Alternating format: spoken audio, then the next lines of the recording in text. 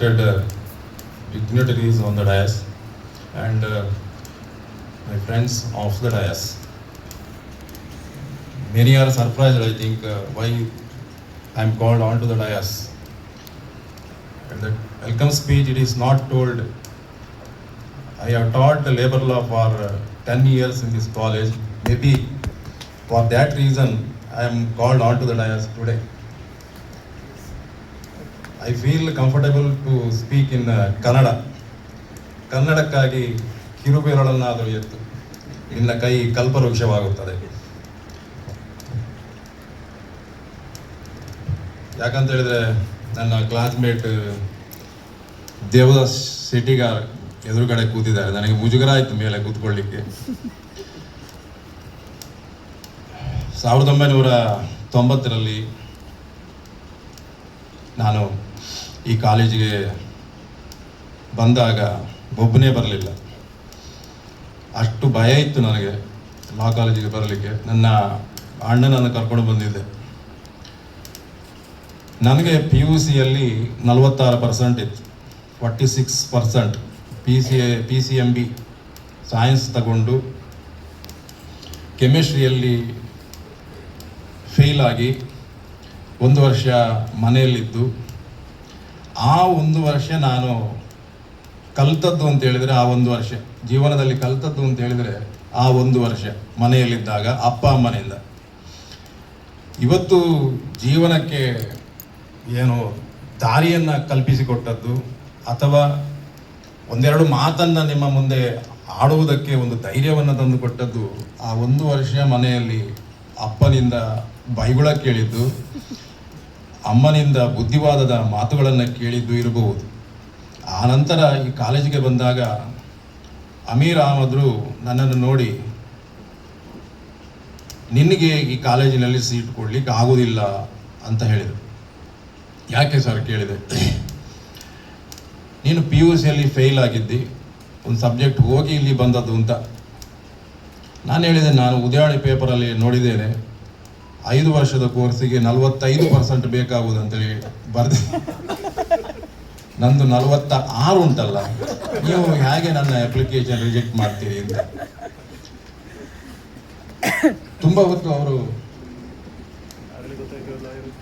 ಆಲೋಚನೆ ಮಾಡಿದರು. ಬಹುಶಃ ಈ ಹುಡುಗ ಈಗಲೇ ಆರ್ಗ್ಯುಮೆಂಟ್ ಮಾಡಲಿಕ್ಕೆ ಶುರು ಮಾಡಿದ್ದಾರೆ. ಒಂದು ಸೀಟ್ ಕೊಡೋದು ಒಳ್ಳೇದು ಅಂತೇಳಿ ಅನ್ನಿಸಿತೋ ಅಂತ ಗೊತ್ತಿಲ್ಲ ಅವರಿಗೆ. ಆಯಿತು, ಸೀಟ್ ಕೊಡ್ತೇನೆ, ಒಂದೇ ಒಂದು ಸಬ್ಜೆಕ್ಟಲ್ಲಿ ಫೇಲ್ ಆದರೆ ನಿಮಗೆ TC ಕೊಟ್ಟು ಕಳಿಸ್ತೇನೆ ಅಂತ ಒಂದು ರೀತಿಯ ಧಮಕಿಯ ಮಾತು ಹೇಳಿದರು. ಆಯಿತು ಅಂತ ಸೇರಿದೆ. ನನ್ನ ಅಪ್ಪ ಅಮ್ಮನ ಪುಣ್ಯವೋ ಎಂಥದೋ ಗೊತ್ತಿಲ್ಲ, 5 ವರ್ಷದಲ್ಲಿ ಒಂದೇ ಒಂದು ಸಬ್ಜೆಕ್ಟು ಹೋಗಲಿಲ್ಲ.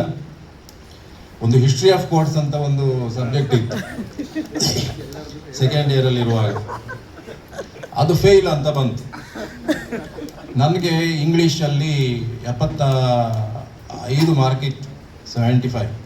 ಇದರಲ್ಲಿ 22 ಮಾರ್ಕ್ ಬಂದಿದೆ.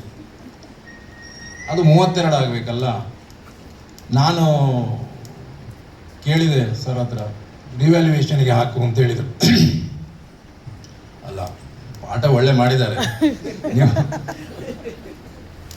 ರಿವ್ಯಾಲ್ಯೂಯೇಷನ್ಗೆ ಹಾಕು, ಖಂಡಿತ ಪಾಸ್ ಆಗ್ತಿ ಅಂತೇಳಿ ಒಂದು ಭರವಸೆಯನ್ನು ಕೊಟ್ಟದ್ರಿಂದ ನಾನು ರಿವ್ಯಾಲ್ಯೂಯೇಷನ್ಗೆ ಹಾಕಿದೆ. ರಿವ್ಯಾಲ್ಯೂಯೇಷನ್ನಲ್ಲಿ ಅದು 32 ಆಯಿತು. ಅದು ಇಂಗ್ಲೀಷಿನಲ್ಲಿ 75 ಇದ್ದದ್ದು 65 ಆಗಿದೆ. ಅದು ಹೇಗೆ ಅಂತ ಗೊತ್ತಾಗಬೇಕು. ನಾನು ಕಡೆಗೆ ಎಣಿಸಿದೆ, ಬಹುಶಃ ಇದೆಲ್ಲೋ ಅಲ್ಲಿದ್ದು 10 ಈಚೆ ಹಾಕಿದ್ರ ಅಥವಾ ಬೈ ಮಿಸ್ಟೇಕ್ ಆಗಿದೆ ಕ್ಯಾಲ್ಕುಲೇಷನ್ ಮಾಡುವಾಗ, ಇನ್ನು ಕೋಲ್ ಕೊಟ್ಟು ಪೆಟ್ಟಿಗೆ ಬೇಡ ಅಂತೇಳಿ ಸುಮ್ಮನಿದೆ ನಾನು. ಅಂತೂ ಪಾಸ್ ಆಯ್ತಲ್ಲ ಅಂತ.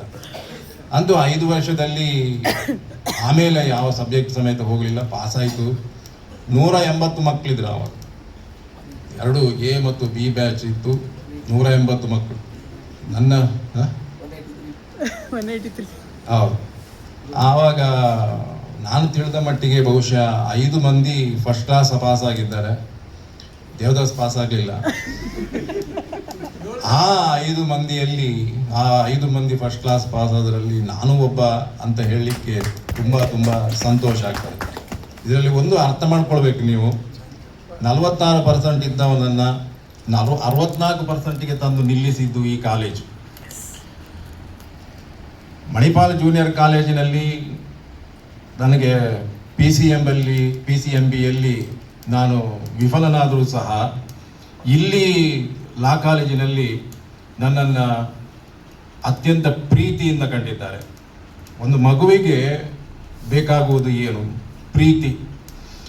ಆ ಪ್ರೀತಿಯನ್ನು ನಾನು ಈ ಕಾಲೇಜಿನಲ್ಲಿ ಕಂಡೆ. ನನಗೆ ನನ್ನ ತಂದೆ ಬೇರೆ, ಅಮ್ಮ ಬೇರೆ, ಅಥವಾ ರೋಹಿತ್ ಸರ್ ಬೇರೆ, ಅಥವಾ ಪ್ರಕಾಶ್ ಕಣೆಯವರಿಯು ಬೇರೆ, ಉದಯ್ ಕುಮಾರ್ ಶೆಟ್ಟರು ಬೇರೆ, ವೇಣುಗೋಪಾಲ್ ಸರ್ ಅವರು ಬೇರೆ ಅನ್ನಿಸಲೇ ಇಲ್ಲ. ಇವರೆಲ್ಲ ನಮ್ಮ ಮನೆಯವರೇ ಅಂತ ಅನ್ನಿಸಿತು. ಅದು ಕಲಿಕೆಗೆ ಹೆಚ್ಚು ಪ್ರೋತ್ಸಾಹವನ್ನು ನೀಡಿತು ಅಂತ ಈ ಸಂದರ್ಭದಲ್ಲಿ ನಾನು ಹೇಳಬಯಸ್ತೇನೆ. ಆ ರೀತಿಯಲ್ಲಿ ನಮ್ಮನ್ನು ಟ್ರೀಟ್ ಮಾಡಿದ್ದಾರೆ. ಅಂತಹ ಒಂದು ಒಳ್ಳೆಯ ಫ್ಯಾಕಲ್ಟಿ ಇತ್ತು ಇಲ್ಲಿ. ನಾನು ಅಲ್ಲಿಯವರೆಗೆ ಒಂದು ಶಾಲೆ ಬಿಡುವಾಗ ಹತ್ತದ್ದಂತ ಇರಲಿಲ್ಲ. ನಾನು ಹತ್ತದ್ದು ಈ ಕಾಲೇಜನ್ನು ಬಿಡುವಾಗ ಬಹುಶಃ ರೋಹಿತ್ ಸರ್ಗೆ ನೆನಪಿರ್ಬೋದು, ನಾನು ಅವರನ್ನು ಅಪ್ಪಿಕೊಂಡು ಹತ್ತಿದ್ದೇನೆ. ಇದಕ್ಕೆ ಕಾರಣ ಏನಂತ ಹೇಳಿದರೆ, ಈ ಕಾಲೇಜು ಕೊಟ್ಟಂತಹ ಒಂದು ಅಟ್ಮಾಸ್ಫಿಯರ್ ಇದೆಯಲ್ಲ, ಆ ಒಂದು ಮನೆಯ ಒಂದು ವಾತಾವರಣ ಇದೆಯಲ್ಲ, ಅದನ್ನು ಬಿಟ್ಟು ಹೋಗಬೇಕಲ್ಲ ಎನ್ನುವಂತಹದ್ದು ಆ ದಿವಸ ತುಂಬ ಕಾಡಿತ್ತು. ಆ ಕಾರಣಕ್ಕಾಗಿ ನಾನು ಈ ಕಾಲೇಜಿಗೆ ತುಂಬ ಆಭಾರಿಯಾಗಿದ್ದೇನೆ. ಆ ನಂತರ ಇದೇ ಕಾಲೇಜಿನಲ್ಲಿ ಒಂದು 10 ವರ್ಷಗಳ ಕಾಲ ಲೇಬರ್ ಲಾವನ್ನು ಪಾಠ ಮಾಡುವುದಕ್ಕೆ ಅವಕಾಶವನ್ನು ಮಾಡಿಕೊಟ್ಟರು. ನನಗೆ ಪಾಠ ಹೇಳಿದಂತಹ ಪ್ರಾಧ್ಯಾಪಕರುಗಳೇ ನನಗೆ ಈ ಒಂದು ಸೌಭಾಗ್ಯವನ್ನು ಒದಗಿಸಿಕೊಟ್ಟರು. ಅದು ನನ್ನ ಜೀವಮಾನದಲ್ಲಿ ನನ್ನ ಜೀವನದ ಹಾದಿಯನ್ನು ಬದಲಾಯಿಸಿತು ಅಂತ ನಾನು ಈ ಸಂದರ್ಭದಲ್ಲಿ ಹೇಳಬಯಸುತ್ತೇನೆ. ಯಾವುದೇ ಸಮಸ್ಯೆ ಆಗಲಿಲ್ಲ ಕಾಲೇಜಿನಲ್ಲಿ. ಪಾಠ ಹೇಳುವಾಗ ಯಾವುದೇ ತೊಂದರೆಗಳಾಗಲಿಲ್ಲ. ಆಗ ನಾನು ಪ್ರಿನ್ಸಿಪಾಲ್ ಚೇಂಬರ್ನಲ್ಲಿರುವಾಗ ಪ್ರಿನ್ಸಿಪಾಲ್ ಮೇಡಮ್ ಒಂದು ಮಾತನ್ನು ಹೇಳಿದರು. ಅದು ನನಗೆ ಖುಷಿ ಆಯಿತು. ಯಾರೋ ಒಂದು ವಿದ್ಯಾರ್ಥಿಗಳ ಗುಂಪಿನಲ್ಲಿ ಪ್ರಶ್ನೆ ಕೇಳಿದ್ರಂತೆ ಅವರು, ನಿಮಗೆ ಯಾರು ಒಳ್ಳೆಯ ಲೆಕ್ಚರರು, ಮೆಮೊರಿಯಲ್ಲಿ ಉಳಿಯುವಂತಹ ಲೆಕ್ಚರರ್ ಯಾರು ಅಂತ ಕೇಳಿದಾಗ ಯಾರೂ ಸಮೇತ ಉತ್ತರವನ್ನು ಕೊಡಲಿಲ್ಲಂತೆ. ಆ ನಂತರ ಒಂದು ಹುಡುಗಿ ಎದ್ದು ನಿಂತು ಹೇಳಿದ್ಲಂತೆ, ಪೃಥ್ವಿರಾಜ್ ಸರ್ ಅಂತ. ಅದಕ್ಕೆ ಅವರು ಕೇಳಿದ್ರಂತೆ, ಯಾಕಮ್ಮ ಅಂತ ಹೇಳಿ. ಅವರು ಎಣಿಸಿದ್ದು ಪಾಠ ಎಲ್ಲ ತುಂಬ ಒಳ್ಳೆ ಮಾಡಿದ್ದಾರೆ, ಬಹುಶಃ ಅದಕ್ಕೋಸ್ಕರ ಇರಬೇಕು ಅಂತ. ಆ ಹುಡುಗಿ ಹೇಳಿದ್ಲಂತೆ, ಇಲ್ಲ ಅವರು ತುಂಬ ಹ್ಯಾಂಡ್ಸಮ್ ಇದ್ದಾರೆ. ನನಗೆ ಅದು ಸಮೇತ ಖುಷಿ ಆಯಿತು. ಯಾಕಂತ ಹೇಳಿದರೆ, ಒಬ್ಬಳು ವಿದ್ಯಾರ್ಥಿ ಈ ಮಾತನ್ನ ಹೇಳಬೇಕು ಅಂತ ಹೇಳಿದ್ರೆ ಅದು ಒಂದು ಕೌಂಟ್ ಆಗ್ತದೆ.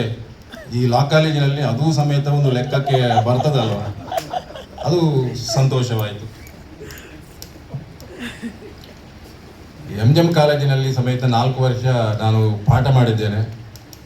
ನಾನು ಈ ಕಾಲೇಜಿಗೆ ಬರುವಾಗಲೂ ಆರಂಭದಲ್ಲಿ ನಾನು ಬೈಕಿನಲ್ಲಿ ಬರ್ತಾ ಇದ್ದೆ. ನನ್ನ ಹತ್ರ ಹೀರೋ ಹೋಂಡಾ ಸ್ಪ್ಲೆಂಡರ್ ಬೈಕ್ ಇತ್ತು. ಮೊನ್ನೆ MGM ಕಾಲೇಜಿನವರು ಒಂದು ರಿಯೂನಿಯನ್ ಮಾಡಿದರು, 2000 ಬ್ಯಾಚಿನವರು.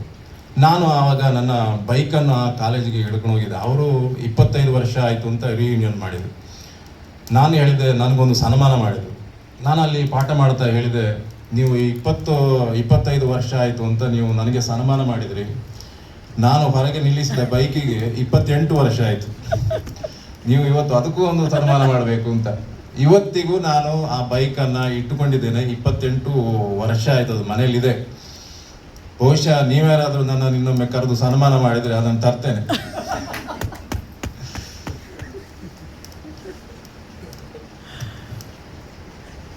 ಆ ವಾತಾವರಣ, ಈ ಸ್ಟೂಡೆಂಟ್ ಆ್ಯಂಡ್ ಟೀಚರ್ಸ್ ರಿಲೇಷನ್ಶಿಪ್ ಏನು ಹೇಳ್ತೇವೆ, ಅದು ಪವಿತ್ರವಾಗಿತ್ತು.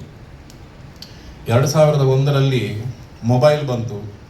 ಆ ಮೊಬೈಲ್ ಬಂದಾಗ ಆ ರಿಲೇಷನ್ಶಿಪ್ಪು ಸ್ವಲ್ಪ ಕಡಿಮೆ ಆಯಿತು. ಪೂರ್ತಿ ಹೋಗಿದೆ ಅಂತೇಳಿ ನಾನು ಹೇಳುವುದಿಲ್ಲ. ಕೆಲವರು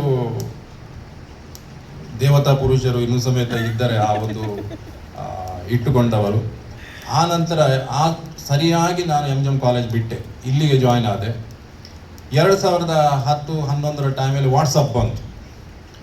ಇನ್ನಿದು ಸಾಧ್ಯವೇ ಇಲ್ಲ ಅಂತೇಳಿ ನನಗೆ ಅನ್ನಿಸಿದ್ದು ಪಾಠ ಮಾಡೋದು ಮಕ್ಕಳಿಗೆ. ನಾನು ಏನಾದರೂ ಒಂದು ಜೋಕ್ ಕಟ್ ಮಾಡಿದರೆ ಅದು ವಾಟ್ಸಪ್ಪಲ್ಲಿ ಬಂದಿರ್ತದೆ, ಅವ್ರು ಯಾರು ನಗಡದೇ ಇಲ್ಲ. ಇನ್ನು ಈ ಹೇಗೆ ಪಾಠ ಮಾಡಲಿಕ್ಕೆ ಸಾಧ್ಯ? ಮತ್ತೆ ಗೂಗಲ್ ಅಂತೇಳಿ ಬಂತು. ನೀವು ಲೇಬರ್ ಲಾ ಪಾಠ ಮಾಡ್ತಿದ್ದೇನೆ, ಒಬ್ಬ ಹುಡುಗ ಕೂತ್ಕೊಂಡು ಓದ್ತಾನೆ, ಇಂಡಸ್ಟ್ರಿ ಅಂದರೆ ಡೆಫಿನಿಷನ್ ಬಂತು ಅಲ್ಲಿ, ಯಾಕೆ ಪಾಠ ಮಾಡಬೇಕು?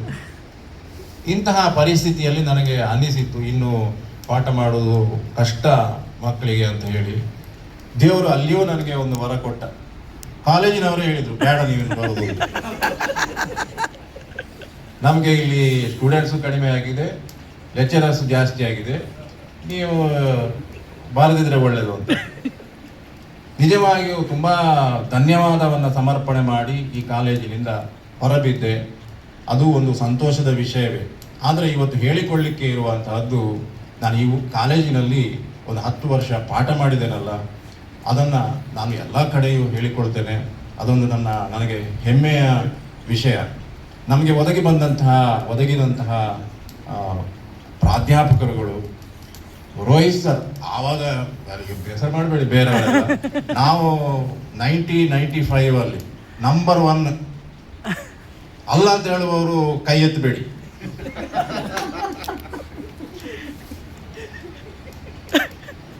ನನ್ನ ಪ್ರಶ್ನೆ ಅರ್ಥ ಆಗಿಲ್ಲ. ಎಲ್ಲರೂ ಕೈ ಎತ್ತಿದ್ದೀರಿ, ಹೌದಂತ ಹೇಳುವವರು ಕೈ ಎತ್ತಿ. ನಂಬರ್ 1 1995 ವರೆಗೆ ನಂಬರ್ 1 ಆಗಿ ರೋಹಿತ್ ಸರ್ ಇದ್ರು ಆ ಕಾಲದಲ್ಲಿ. ಅದೊಂದು ದೊಡ್ಡ ಸೌಭಾಗ್ಯ. ನಾನು ಆನಂತರ ಈ ನಮ್ಮ ಇವತ್ತು ಸಹ ನಂಬರ್ 1 ಆಗಿದ್ದಾರೆ. ಒಳ್ಳೆಯ ಒಂದು ವಿಷಯ. ನಾನು ಮೊದಲೇ ಹೇಳಿದೆ, ನಮಗೆ ಒಂದು ಮನೆ ಹಾಗಿತ್ತು ಅಂತ. ನನ್ನ ಎಷ್ಟು ಸಾಂಸಾರಿಕವಾದಂತಹ ಸಮಸ್ಯೆಗಳು ಬಂದಾಗ ಹೇಗೆ ಮುಂದುವರಿಬೇಕು ಅಂತ ಗೊತ್ತಾಗದೇ ಇದ್ದಾಗ ನಾನು ರೋಹಿತ್ ಸರನ್ನ ಪ್ರಶ್ನೆ ಮಾಡಿದ್ದೆ, ಇದಕ್ಕೇನು ಮಾಡಲಿ ಅಂತ. ನಾನು ಸಣ್ಣ ಒಂದು ಉದಾಹರಣೆ ಹೇಳ್ತೇನೆ. ನೀವು ಅದಕ್ಕೂ ನನ್ನ ಒಂದು ಪ್ರಶ್ನೆಗೆ ಅವರು ಉತ್ತರ ಕೊಟ್ಟದ್ದು, ನಾನೊಂದು ಸಮಸ್ಯೆಯನ್ನು ಅವರ ಮುಂದೆ ಹೇಳಿದಾಗ ಅವರು ನನ್ನಲ್ಲಿ ಹೇಳಿದ್ದಿಷ್ಟೇ, ಪೃಥ್ವಿರಾಜ್, ಒಂದು ನೆನಪಿಟ್ಟುಕೊಳ್ಳಿ, ಎಲ್ಲರ ಮೈಯಲ್ಲಿಯೂ ಕೆಸರಿದೆ. ನೀವು ಎಷ್ಟು ಅಪ್ಪಿಕೊಳ್ತೀರೋ ಅಷ್ಟು ಕೆಸರು ನಿಮ್ಮ ಮೈಗೂ ಹಿಡಿತದೆ. ಆದ್ದರಿಂದ ಆದಷ್ಟು ಡಿಸ್ಟೆನ್ಸ್ ಇಟ್ಟುಕೊಂಡ್ರೆ ಒಳ್ಳೆಯದು. ಪ್ರತಿಯೊಂದು ಸಂಬಂಧಗಳಲ್ಲಿಯೂ ಸಮೇತ ಒಂದು ಡಿಸ್ಟೆನ್ಸ್ ಇಟ್ಟುಕೊಂಡ್ರೆ ಒಳ್ಳೆಯದು ಅಂತ ಒಂದು ಕಿವಿ ಮಾತನ್ನ ನನಗೆ ರೋಹಿತ್ ಸರ್ ಆ ದಿವಸ ಹೇಳಿದರು. ಅದು ನನಗೆ ತುಂಬ ಪ್ರಯೋಜನಕ್ಕೆ ಬಂತು. ಆದ್ದರಿಂದ ಅಂದಿನಿಂದ ನಾನು ಎಲ್ಲರನ್ನು ಒಂದಷ್ಟು ಡಿಸ್ಟೆನ್ಸ್ ಅಲ್ಲಿ ಇಟ್ಟಿದ್ದೆ.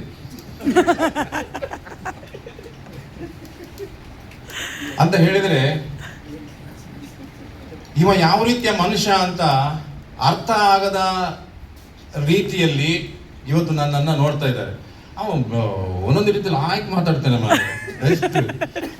ಒಂದೊಂದು ರೀತಿ ಎಂತ ಅಂತೆಲ್ಲ ಕೆಡಪರ ಹಾಗೆ ಅಂತ ಈ ಮನುಷ್ಯ ಏನು ಅಂತ ತೀರ್ಮಾನ ಮಾಡಲಿಕ್ಕೆ ಸಾಧ್ಯತೆ ಇಲ್ಲ. ಆ ರೀತಿಯಲ್ಲಿ ನಾನು ಬಹುಶಃ ಇದು ಸತ್ಯ ಅಂತ ತಿಳಿದಿದ್ರೆ ನಿಮಗೂ ಸಹ ಅನ್ನಿಸಿರಬಹುದು. ಅದಕ್ಕೆ ಕಾರಣ ರೋಹಿತ್ ಸರ್, ಅದು ನನ್ನ ಜೀವನದಲ್ಲಿ ಒಳ್ಳೆಯದಾಗಿದೆ, ಅದರಿಂದ ನನಗೆ ತುಂಬಾ ಒಳ್ಳೆಯದಾಗಿದೆ ಅಂತ ನಾನು ಈ ಸಂದರ್ಭದಲ್ಲಿ ಹೇಳ್ತಾ, ನಾನು ನಿರೀಕ್ಷೆ ಮಾಡಿರಲಿಲ್ಲ ಇಲ್ಲಿ ನನ್ನನ್ನು ಕರೆದು ಈ ವೇದಿಕೆಯ ಮೇಲೆ ಕೂರಿಸ್ತೀರಿ ಅಂತ. ನಾನು ಆ್ಯಕ್ಚುಲಿ ಇವತ್ತು ಹೇಳಿಕೊಳ್ಳುವಂಥ ವಿಷಯ ಅಲ್ಲ. ಬ್ಯಾಂಗ್ಳೂರಿಗೆ ಹೊರಟವ, ಏನೋ ಪ್ರಿನ್ಸಿಪಾಲ್ ಮೇಡಮ್ಮು ಬರಲೇಬೇಕು, 3 ಸರ್ತಿ ಹೇಳಿದ್ರು, ನೀವು ಬರಲೇಬೇಕು. ನನಗೆ ಆಗ ಡೌಟ್ ಬಂತು ಎಂತ ಅಂತ. ಅದಕ್ಕೆ ನಾವು ನೋಡುವ ಇದಂತ ಬಂದದ್ದು ಇವತ್ತು. ನಾನು ಇಲ್ಲಿ ಬರ್ತಾ ಇರಲಿಲ್ಲ, ಬಂದ ಮೇಲೆ ಗೊತ್ತಾಯ್ತು ಈ ರೀತಿ ಉಂಟು ಅಂತ. ಹೇಳಲಿಲ್ಲ ನನಗೆ, ನೀವು ಸ್ಟೇಜ್ ಮೇಲೆ ಕರಿತೇವೆ, ಕೂರಿಸ್ತೇವೆ, ನೀವು ಮಾತಾಡಬೇಕು, ಇದೆಲ್ಲ ನನಗೆ ಹೇಳಲೇ ಇಲ್ಲ. ನನ್ನ ಹೆಂಡತಿ ಮಕ್ಕಳು ಮನೆಯಲ್ಲಿ ಕಾಯ್ತಾ ಇದ್ದಾರೆ. ಕಾರಿನಲ್ಲಿ ಬ್ಯಾಂಗ್ಳೂರಿಗೆ ಬೇಗ ಹೊರಟ್ರೆ ಒಂದು 7 ಗಂಟೆಲಿ ರೀಚ್ ಆಗ್ಬೋದು. ಇನ್ನೇನು ಬಹುಶಃ ಮಧ್ಯಾಹ್ನ 12:30 ನಂತರವೇ ಹೊರಡಬೇಕಾಗ್ತದೆ. ಏನೇ ಇರಲಿ, ಅದಕ್ಕಿಂತಲೂ ಇದು ಹೆಚ್ಚು ಸಂತೋಷವನ್ನು ಕೊಟ್ಟಿದೆ. ನನ್ನನ್ನು ಒಳ್ಳೆಯ ಗೌರವ ರೀತಿಯಲ್ಲಿ ಈ ಸಭೆಗೆ ಆಹ್ವಾನಿಸಿದ್ದೀರಿ. ನೀವೆಲ್ಲ ನನಗೆ ಒಳ್ಳೆಯ ಗೌರವವನ್ನು ಕೊಟ್ಟಿದ್ದೀರಿ. ಅದನ್ನು ನಾನು ಮರೀಲಿಕ್ಕೆ ಸಾಧ್ಯವಿಲ್ಲ. ದೇವರು ಎಲ್ಲರಿಗೂ ಒಳ್ಳೇದು ಮಾಡಲಿ ಅಂತ ಹಾರೈಸಿ ನನ್ನ ಮಾತನ್ನು ಮುಗಿಸ್ತೇನೆ. ನಮಸ್ಕಾರ.